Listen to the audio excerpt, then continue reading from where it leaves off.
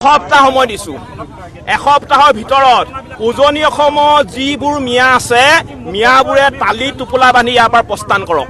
নহলে কিন্তু পৰিস্থিতি ভিষম হ'ব আমি স্পষ্টভাৱে কৈ দিছো বাৰে বাৰে মিয়াই আমাৰ খিলঞ্জীয়া যুৱতীক ধৰ্ষণ কৰিব বাৰে বাৰে মিয়াই আমাৰ খিলঞ্জীয়া যুৱতীক ধৰ্ষণ কৰি হত্যা কৰিব এই কাণ্ডৰ আমি চাই থাকিব নোৱাৰো মুখ্যমন্ত্ৰী মহোদয়ক আমি কৈছো যে ঢিঙৰ ধৰ্ষণ কাণ্ডৰ লগত যিসকল জড়িত হৈ আছে এই অভিযুক্তসকলক কাৰাগাৰলৈ পঠিয়াই এতিয়া ভাত ৰুটি খুৱাই সময় নষ্ট কৰিব নালাগে ঢিঙৰ ধৰ্ষণ কাণ্ডৰ লগত যিসকল অভিযুক্ত জড়িত হৈ আছে তেওঁলোকৰ কাৰাগাৰলৈ পঠিয়াই ভাত ৰুটি খুৱাই সময় নষ্ট কৰিব নালাগে তেওঁলোকক চিধাই এনকাউণ্টাৰ কৰক হয়নে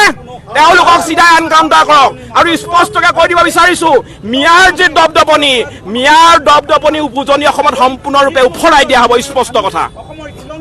গ্ৰেপ্তাৰ কৰি এনকাউণ্টাৰ কৰিবৰ কাৰণে আমি ইয়াৰ পৰা দাবী জনাইছোঁ আৰু অসম চৰকাৰক আমি দাবী জনাইছোঁ যে এনেকুৱা এখন ধৰ্ষণকাৰী বিৰুদ্ধে আইন বলবৎ কৰক যে ৰাজপথত তেওঁলোকক গুলীয়ে মৃত্যুদণ্ড দিয়াৰ এটা আইন এখন বলবৎ কৰক আৰু ইয়াৰ পৰা আমি দাবী জনাইছোঁ যে উজনি অসমত যিসকল মিয়াই বিভিন্ন কৰ্মত নিয়োজিত হৈ বসবাস কৰি আছে তেওঁলোকে অহা এসপ্তাহৰ পৰা ইয়াতে প্ৰস্থান কৰা তেওঁলোকে ব্যৱস্থা কৰক অন্যথা আমি 30 জনগোষ্ঠীয় সংগঠনে একেলগে ইয়াৰ বিৰুদ্ধে আমি থিয় হ'বলৈ বাধ্য হ'ম আৰু ইয়াৰ পৰা আমি চৰকাৰক দাবী জনাইছোঁ যে তেওঁলোকৰ গৃহ বিভাগ সম্পূৰ্ণ ব্যৰ্থ হৈছে আৰক্ষী প্ৰশাসন সম্পূৰ্ণ ব্যৰ্থ হৈছে যিখিনি সময়ত খিলঞ্জীয়া নাৰীৰ যি বেটি বচাও বেটি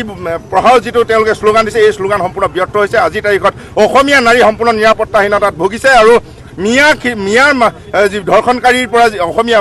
নাৰী আজি বাহিৰলৈ ওলাব নোৱাৰা এটা ব্যৱস্থা হৈছে গতিকে আমি ইয়াৰ পৰা দাবী জনাইছোঁ যে এই যিবিলাক ঘটনা এই ঘটনাবিলাকত যাতে পুনৰাবৃত্তি নহয় তাৰ এক উচিত ব্যৱস্থা গ্ৰহণ কৰক খিলঞ্জীয়াৰ ওপৰত আচলতে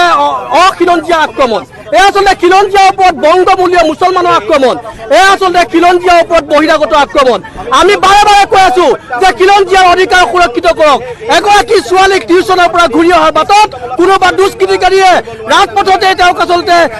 মানে ধৰ্ষণ কৰি ৰাজপথৰ দাঁতিত পেলাই গুচি যাব এনেকুৱা ধৰণৰ নাৰকীয় ঘটনা এখন অসমত সংঘটিত কৰিবলৈ কেনেকৈ সাহস পালে গৃহ বিভাগ ব্যৰ্থ হৈছে অসম চৰকাৰ গৃহ বিভাগৰ লগতে অসম চৰকাৰ আৰক্ষী প্ৰশাসন ব্যৰ্থ হৈছে আমি কিবা আগৰ পৰা সকীয়াই দিছো যে এই দিন কাণ্ডৰ লগত যিসকল আচলতে পূৰ্ব